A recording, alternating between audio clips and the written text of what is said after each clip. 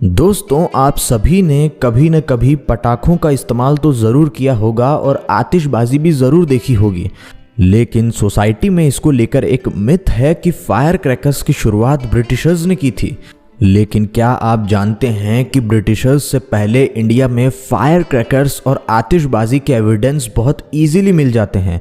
न केवल रिलीजियस और स्क्रिप्चर एविडेंस बल्कि हिस्टोरियंस और ट्रैवलर्स तक के एविडेंस भी आपको बता देंगे कि इंडिया में बहुत पहले से आतिशबाजी और पटाखों का इस्तेमाल होता था। इवन मुगल किंग्स तक इसका इस्तेमाल अपनी सेरेमनीज में करते थे। लेकिन आज हम जानेंगे कि एंशिएंट टाइम में दीपावली और अदर फेस्टिवल्स में आतिशबाजी होने के क्या क्या एविडेंसेस हैं।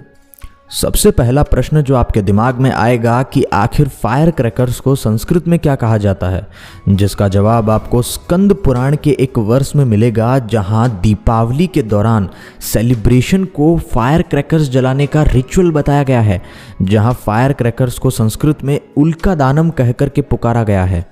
हालांकि दीपावली के अलावा भी बहुत सारी आतिशबाजियों के हिस्टोरिकल एविडेंसेस हम आपको दिखाएंगे, लेकिन दीपावली को होने वाली आतिशबाजी और पटाखों को एज ए रिचुअल बहुत सारे टेक्स्ट में डिस्क्राइब किया गया है, जिससे क्लियर हो जाता है कि काफ़ी पुराने टाइम से ही दीपावली के दिन स्पेशली आतिशबाजी और रोशनी करने की परंपरा चली आ रही है। वहीं अगर हम हिस्टोरिकल एविडेंसेस की बात करें तो अब्दुल रज़ाक और वर्मीथा का नाम सबसे पहले आता है, जिन्होंने आतिशबाजियों का उल्लेख अपनी अपनी बुक में किया है। जिनमें से वर्मीथा एक विदेशी ट्रैवलर था जो कि इंडोनेशिया से भारत अपने टूर पे आया था। वर्मीथा ने अपनी बुक में मेंशन किया है कि टूर के दौरान भारत के विजयनगर में उसने बहुत ही भव्य आतिशबाजियां नोट की। सिमिलरली अब्दुल रज़ाक ने भी विजयनगर में 1443 को हुई रामनवमी के सेलिब्रेशन में आतिशबाजियों को देखा। और ये हिस्टोरिकल एविडेंसेस यहीं ख़त्म नहीं होते, बल्कि एक यूरोपियन ट्रैवलर बारबोसा ने भी अपनी 1518 एडी की यात्रा में गुजरात में हुए एक वेडिंग सेरेमनी का उल्लेख किया है, जहां उसने मेंशन किया है कि आसमान में अग्निबाण छोड़कर के रोशनी की गई थी। अब आखिर ये अग्निबाण काम कैसे करते थे और इसका टेक्निकल डिस्क्रिप्शन जानने के लिए हमें आकाश भैरव कल्प नाम के एक संस्कृत टेक्स्ट की तरफ जाना पड़ेगा।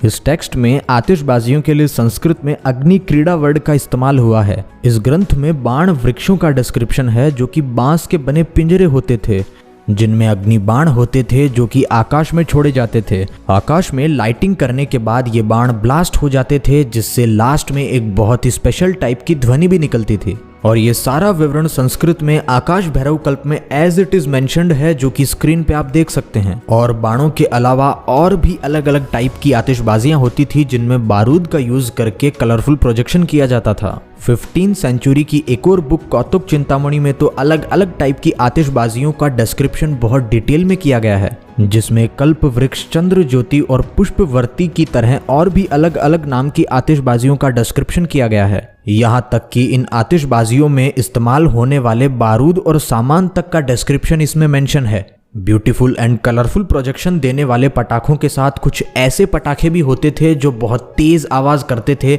जिनका यूज जनरली राजा लोग अपने अपोनेंट की सेना को डराने के लिए करते थे। और न केवल प्राचीन भारत में बल्कि प्राचीन चीनी सभ्यता में भी बारूद के अच्छे एप्लीकेशंस देखने को मिलते हैं। और इन सभी एविडेंसेस के बाद आपको क्लियर हो गया होगा कि अगर कोई कहता है कि पटाखों को ब्रिटिशर्स ने इंट्रोड्यूस किया तो ये कितना रिडिकुलस और हास्यास्पद है। तो आज की इस वीडियो में सिर्फ इतना ही। मिलते हैं नेक्स्ट वीडियो में किसी और इंटरेस्टिंग टॉपिक के साथ।